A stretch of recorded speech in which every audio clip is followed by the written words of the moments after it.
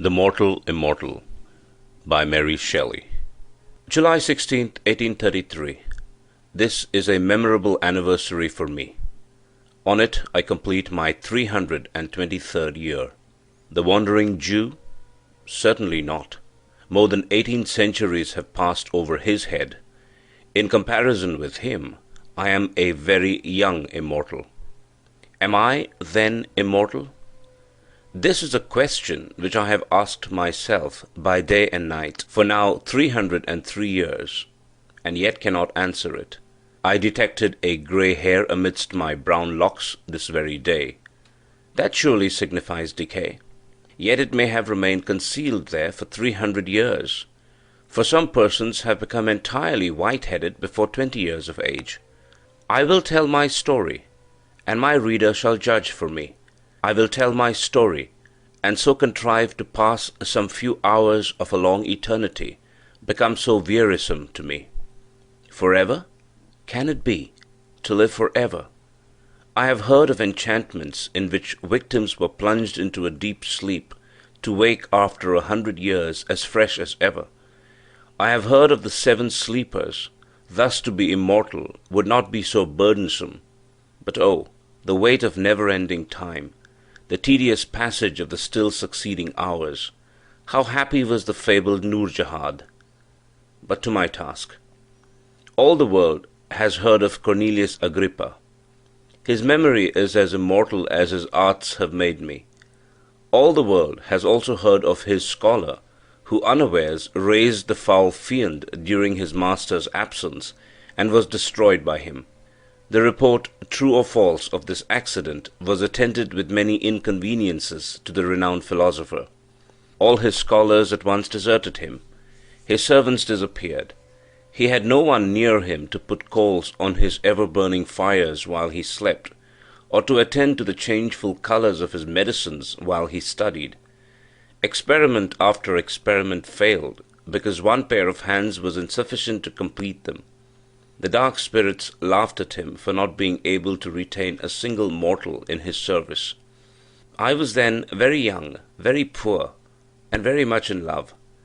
I had been for about a year the pupil of Cornelius, though I was absent when this accident took place. On my return, my friends implored me not to return to the alchemist's abode. I trembled as I listened to the dire tale they told me. I required no second warning, and when Cornelius came and offered me a purse of gold if I would remain under his roof, I felt as if Satan himself tempted me. My teeth chattered, my hair stood on end. I ran off as fast as my trembling knees would permit. My failing steps were directed whither for 2 years they had every evening been attracted, a gently bubbling spring of pure living water, beside which lingered a dark-haired girl, whose beaming eyes were fixed on the path I was accustomed each night to tread. I cannot remember the hour when I did not love Bertha. We had been neighbors and playmates from infancy.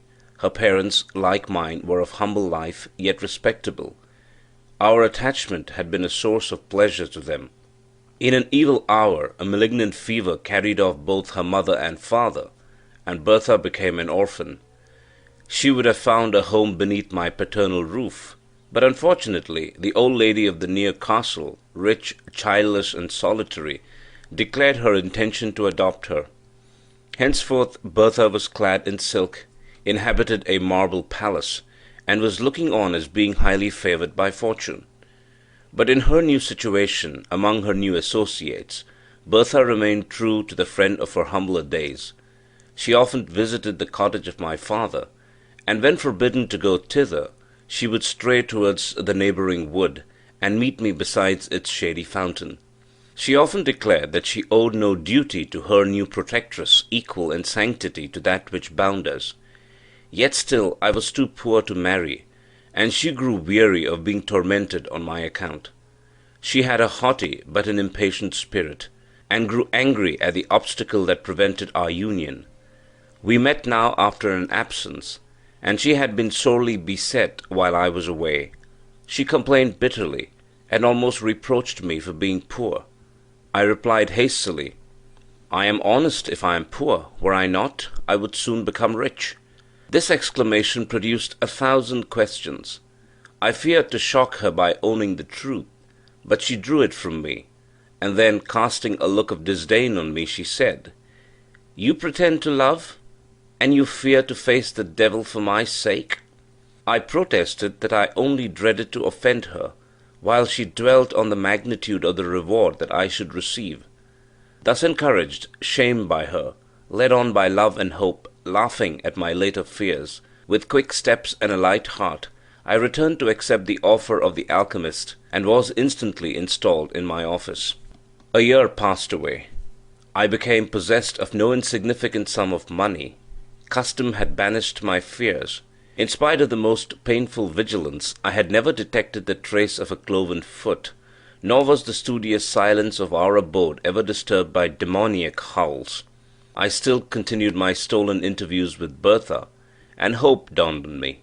Hope, but not perfect joy, for Bertha fancied that love and security were enemies, and her pleasure was to divide them in my bosom. Though true of heart, she was something of a coquette in manner. I was jealous as a Turk. She slighted me in 1,000 ways, yet would never acknowledge herself to be in the wrong. She would drive me mad with anger, and then force me to beg her pardon. Sometimes she fancied that I was not sufficiently submissive, and then she had some story of a rival, favoured by her protectress. She was surrounded by silk-clad youths, the rich and the gay. What chance had the sad-robed scholar of Cornelius compared with these? On one occasion the philosopher made such large demands upon my time that I was unable to meet her as I was wont. He was engaged in some mighty work, and I was forced to remain day and night, feeding his furnaces and watching his chemical preparations. Bertha waited for me in vain at the fountain. Her haughty spirit fired at this neglect, and when at last I stole out during a few short minutes allotted to me for slumber, and hoped to be consoled by her, she received me with disdain, dismissed me in scorn, and vowed that any man should possess her hand rather than he who could not be in 2 places at once for her sake. She would be revenged, and truly she was. In my dingy retreat I heard that she had been hunting, attended by Albert Hoffer. Albert Hoffer was favoured by her protectress, and the 3 passed in cavalcade before my smoky window. Methought that they mentioned my name. It was followed by a laugh of derision, as her dark eyes glanced contemptuously towards my abode. Jealousy, with all its venom and all its misery, entered my breast. Now I shed a torrent of tears, to think that I should never call her mine, and anon I imprecated 1,000 curses on her inconstancy. Yet still I must stir the fires of the alchemist, still attend on the changes of his unintelligible medicines. Cornelius had watched for 3 days and nights, nor closed his eyes. The progress of his alembics was slower than he expected. In spite of his anxiety, sleep waited upon his eyelids. Again and again he threw off drowsiness with more than human energy. Again and again it stole away his senses. He eyed his crucibles wistfully. "Not ready yet," he murmured. "Will another night pass before the work is accomplished? Winzy, you are vigilant, you are faithful, you have slept, my boy, you slept last night. Look at that glass vessel. The liquid it contains is of a soft rose color. The moment it begins to change hue, awaken me. Till then I may close my eyes. First it'll turn white, and then emit golden flashes. But wait not till then. When the rose color fades, rouse me." I scarcely heard the last words, muttered as they were in sleep. Even then he did not quite yield to nature. "Winzy, my boy," he said again, "do not touch the vessel. Do not put it to your lips. It is a philter to cure love. You would not cease to love your Bertha. Beware to drink."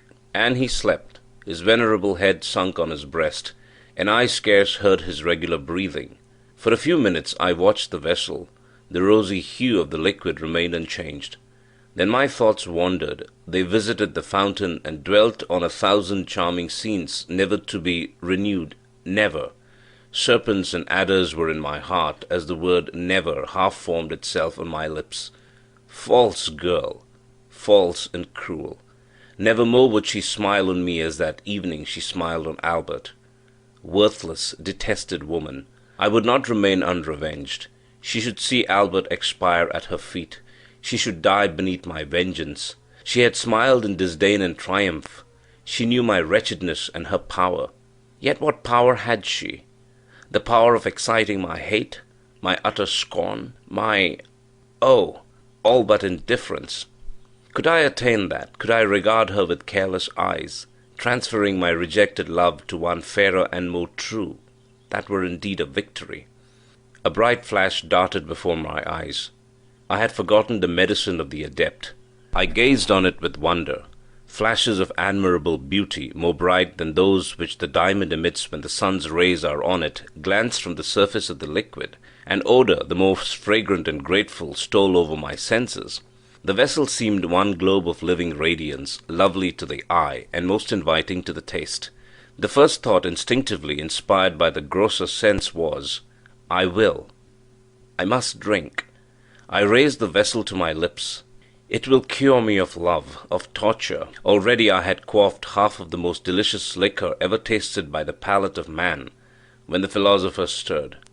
I started. I dropped the glass. The fluid flamed and glanced along the floor, while I felt Cornelius's grip at my throat as he shrieked aloud, "Wretch! You have destroyed the labor of my life!" The philosopher was totally unaware that I had drunk any portion of his drug. His idea was, and I gave a tacit assent to it, that I had raised the vessel from curiosity, and that, frightened at its brightness and the flashes of intense light it gave forth, I had let it fall. I never undeceived him. The fire of the medicine was quenched, the fragrance died away. He grew calm, as a philosopher should under the heaviest trials, and dismissed me to rest.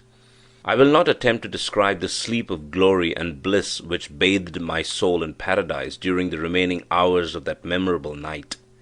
Words would be faint and shallow types of my enjoyment, or of the gladness that possessed my bosom when I woke. I trod air. My thoughts were in heaven. Earth appeared heaven, and my inheritance upon it was to be one trance of delight. This it is to be cured of love, I thought.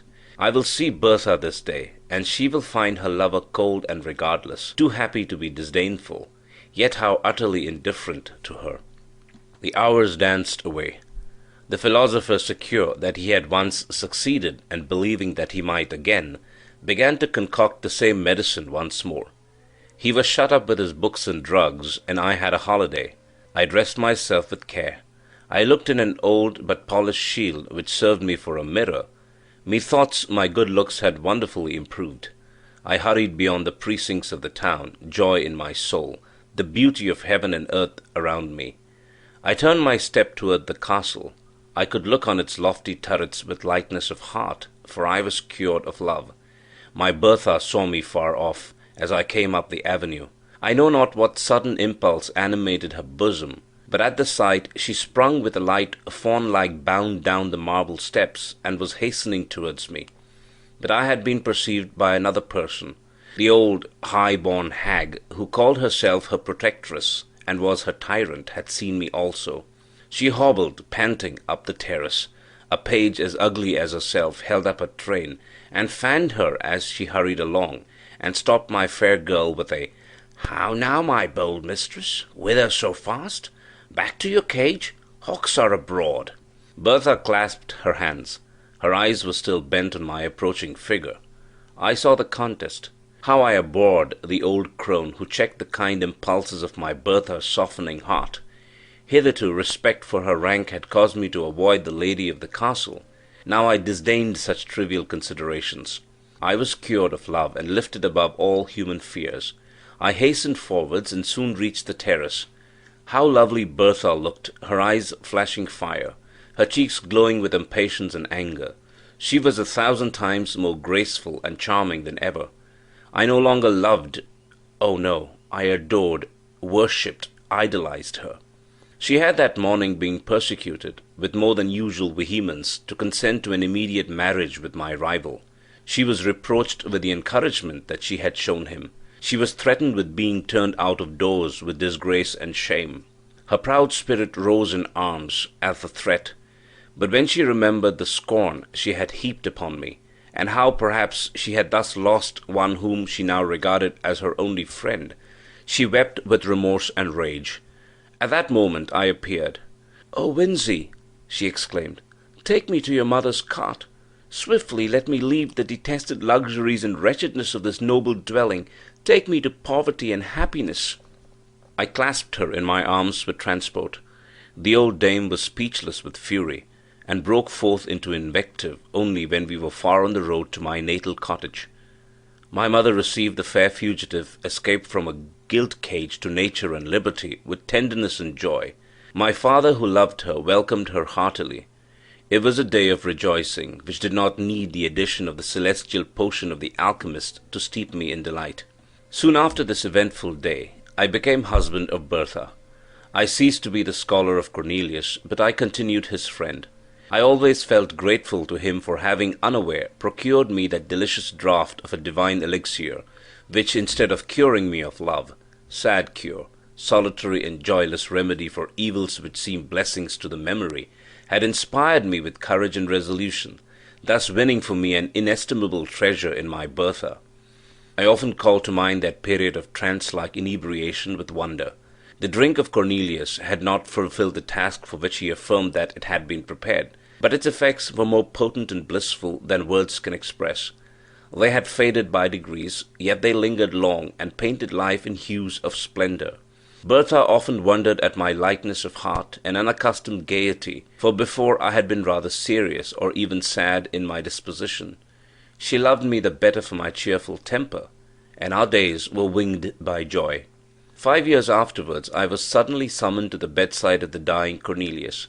He had sent for me in haste, conjuring my instant presence. I found him stretched on his pallet, enfeebled even to death. All of life that yet remained animated his piercing eyes, and they were fixed on a glass vessel full of roseate liquid.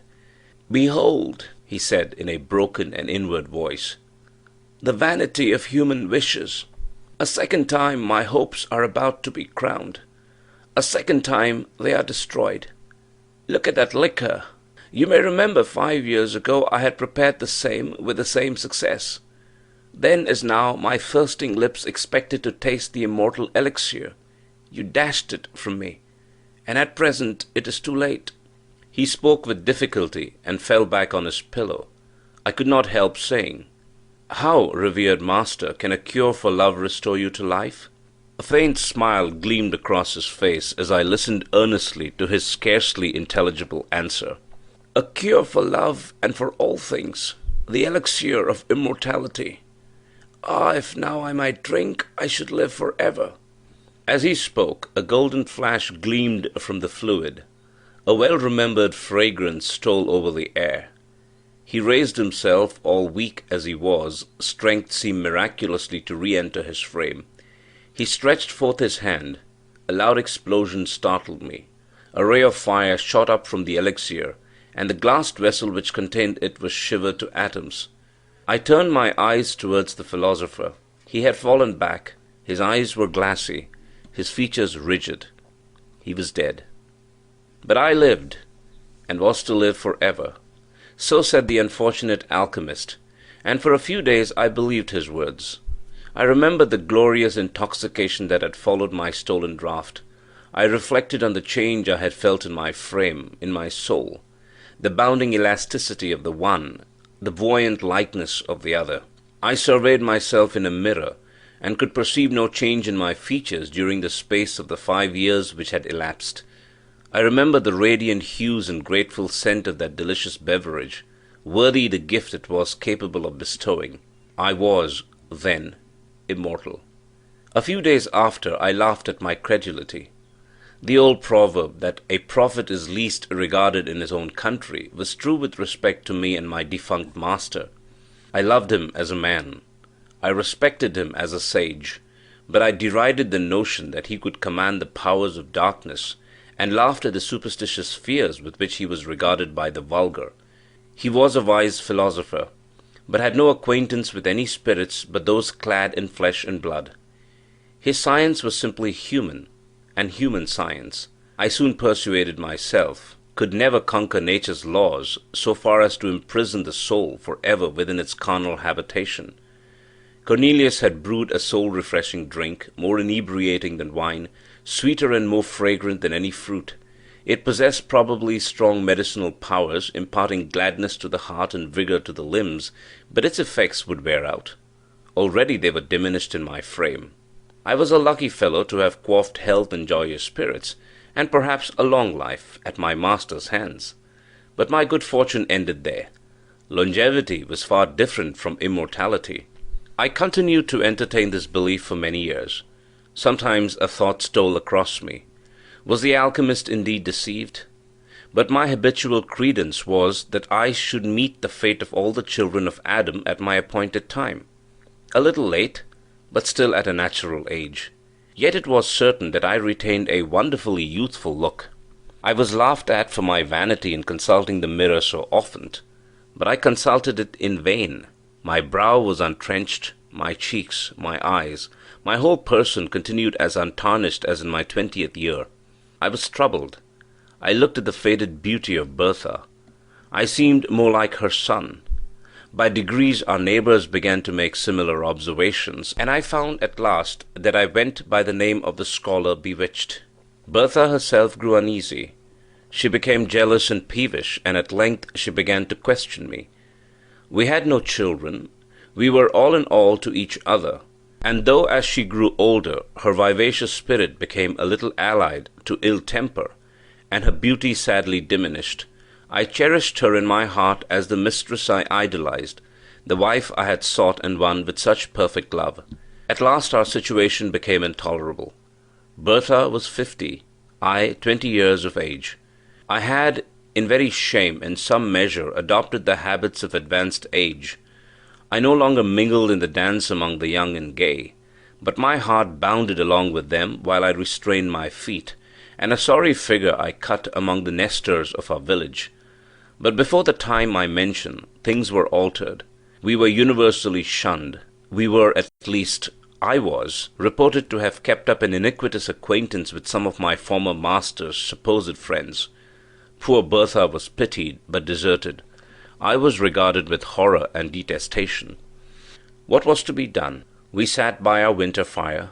Poverty had made itself felt, for none would buy the produce of my farm, and often I had been forced to journey 20 miles to some place where I was not known, to dispose of our property.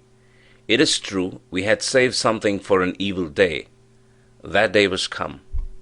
We sat by our lone fireside, the old-hearted youth and his antiquated wife. Again Bertha insisted on knowing the truth.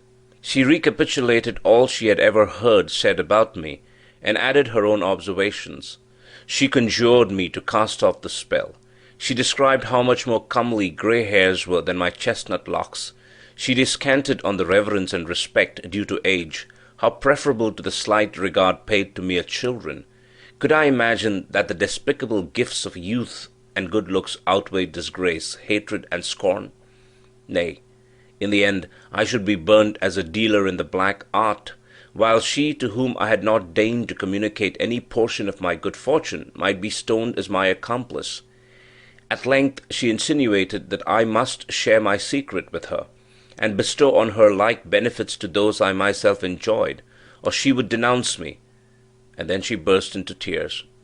Thus beset, methought it was the best way to tell the truth. I revelled it as tenderly as I could, and spoke only of a very long life, not of immortality, which representation indeed coincided best with my own ideas. When I ended, I rose and said, "And now, my Bertha, will you denounce the love of your youth? You will not, I know, but it is too hard, my poor wife, that you should suffer for my ill luck and the accursed arts of Cornelius. I will leave you. You have wealth enough, and friends will return in my absence. I will go, young as I seem and strong as I am. I can work and gain my bread among strangers, unsuspected and unknown. I loved you in youth. God is my witness that I would not desert you in age, but that your safety and happiness require it." I took my cap and moved toward the door. In a moment Bertha's arms were round my neck, and her lips were pressed to mine. "No, my husband, my Winzy," she said, "you shall not go alone. Take me with you. We will remove from this place, and as you say, among strangers we shall be unsuspected and safe. I am not so old as quite to shame you, my Winzy, and I dare say the charm will soon wear off, and with the blessing of God you will become more elderly looking, as is fitting. You shall not leave me." I returned the good soul's embrace heartily. "I will not, my Bertha, but for your sake I had not thought of such a thing. I will be your true, faithful husband while you are spared to me, and do my duty by you to the last." The next day we prepared secretly for our emigration. We were obliged to make great pecuniary sacrifices. It could not be helped. We realized a sum sufficient at least to maintain us while Bertha lived, and without saying adieu to any one, quitted our native country to take refuge in a remote part of western France. It was a cruel thing to transport poor Bertha from her native village, and the friends of her youth, to a new country, new language, new customs. The strange secret of my destiny rendered this removal immaterial to me. But I compassionated her deeply, and was glad to perceive she found compensation for her misfortunes in a variety of little ridiculous circumstances. Away from all telltale chroniclers, she sought to decrease the apparent disparity of our ages by 1,000 feminine arts, rouge, youthful dress, and assumed juvenility of manner. I could not be angry. Did I not myself wear a mask? Why quarrel with hers because it was less successful? I grieved deeply when I remembered that this was my Bertha, whom I had loved so fondly and won with such transport, the dark-eyed, dark-haired girl, with smiles of enchanting archness and a step like a fawn, this mincing, simpering, jealous old woman. I should have revered her grey locks and withered cheeks, but thus. It was my work, I knew, but I did not the less deplore this type of human weakness. Her jealousy never slept. Her chief occupation was to discover that, in spite of outward appearances, I was myself growing old. I verily believed that the poor soul loved me truly in her heart, but never had woman so tormenting a mode of displaying fondness. She would discern wrinkles in my face and decrepitude in my walk, while I bounded along in youthful vigour, the youngest looking of 20 youths. I never dared address another woman. On one occasion, fancying that the belle of the village regarded me with favouring eyes, she brought me a grey wig. Her constant discourse among her acquaintance was, that though I looked so young, there was ruin at work within my frame. She affirmed that the worst symptom about me was my apparent health. My youth was a disease, she said, and I ought at all times to prepare, if not for a sudden and awful death, at least to awaken some morning white-headed and bowed down with all the marks of advanced years. I let her talk. I often joined in her conjectures. Her warnings chimed in with my never-ceasing speculations concerning my state, and I took an earnest though painful interest in listening to all that her quick wit and excited imagination could say on the subject. Why dwell on these minute circumstances? We lived on for many long years. Bertha became bedrid and paralytic. I nursed her as a mother might a child. She grew peevish and still harped upon one string, of how long I should survive her. It has ever been a source of consolation to me that I performed my duty scrupulously towards her. She had been mine in youth, she was mine in age, and at last, when I heaped the sod over her corpse, I wept to feel that I had lost all that really bound me to humanity. Since then, how many have been my cares and woes, how few and empty my enjoyments! I pause here in my history. I will pursue it no further. A sailor without rudder or compass, tossed on a stormy sea, a traveller lost on a widespread heath, without landmark or stone to guide him. Such I have been, more lost, more hopeless than either.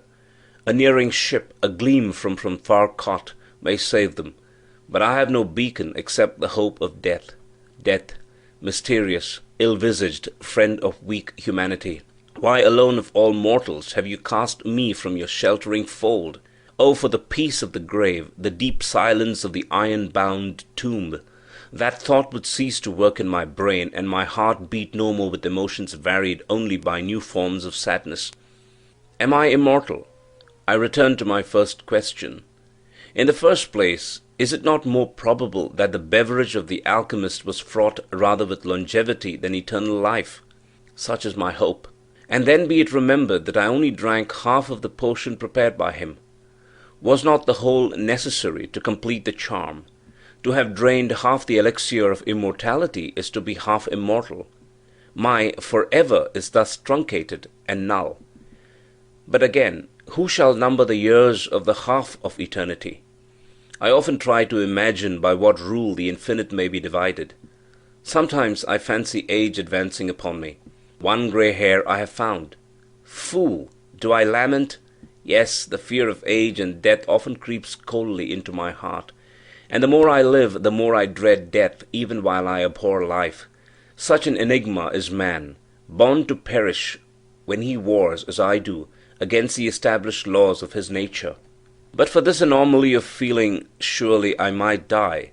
The medicine of the alchemist would not be proof against fire, sword, and the strangling waters. I have gazed upon the blue depths of many a placid lake, and the tumultuous rushing of many a mighty river, and have said, Peace inhabits those waters. Yet I have turned my steps away, to live yet another day. I have asked myself whether suicide would be a crime in one to whom thus only the portals of the other world could be opened. I have done all except presenting myself as a soldier or duellist, an objection of destruction to not my fellow mortals, and therefore I have shrunk away. They are not my fellows. The inextinguishable power of life in my frame, and their ephemeral existence, places as wide as the poles asunder. I could not raise a hand against the meanest or the most powerful among them. Thus I have lived on for many a year, alone, and weary of myself, desirous of death, yet never dying, a mortal immortal. Neither ambition nor avarice can enter my mind, and the ardent love that gnaws in my heart, never to be returned, never to find an equal on which to expend itself, lives there only to torment me. This very day I conceived a design by which I may end all, without self-slaughter, without making another man a Cain, an expedition which mortal frame can never survive, even endued with the youth and strength that inhabits mine. Thus I shall put my immortality to the test, and rest for ever, or return, the wonder and benefactor of the human species. Before I go, a miserable vanity has caused me to pen these pages. I would not die, and leave no name behind. 3 centuries have passed since I quaffed the fatal beverage. Another year shall not elapse before encountering gigantic dangers, warring with the powers of frost in their home, beset by famine, toil, and tempest. I yield this body, too tenacious a cage for a soul which thirsts for freedom, to the destructive elements of air and water. Or, if I survive, my name shall be recorded as one of the most famous among the sons of men, and my task achieved, I shall adopt more resolute means, and, by scattering and annihilating the atoms that compose my frame, set at liberty the life imprisoned within, and so cruelly prevented from soaring from this dim earth to a sphere more congenial to its immortal essence. End of The Mortal Immortal by Mary Shelley.